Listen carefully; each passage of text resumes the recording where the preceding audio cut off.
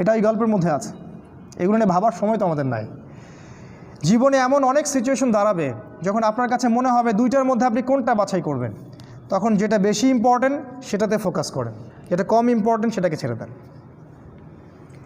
এটা 6। 7 নাম্বার, বাচ্চাকে হত্যা করা হয়েছে।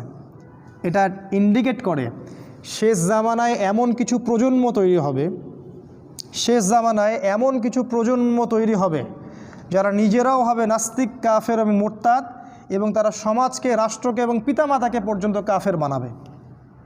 আপনারা কি এরকম প্রজন্ম দেখতে পারেন? যদি আপনাদের 2 চোখ থাকে তাহলে দেখতে পারবেন। এখন সারা দেশ শুধু না, সারা বিশ্বের মধ্যে এমন সব প্রজন্ম তৈরি হচ্ছে যারা জানে না আল্লাহকে, যারা জানে না নবীর কয়টা নাম, যারা জানে না কোরআনে কয়টা সূরা আছে, যারা জানে না নবীজির স্ত্রীদের নাম কি, যারা জানে না নবীর সিরাত কী জিনিস, কালিমা কাকে বলে।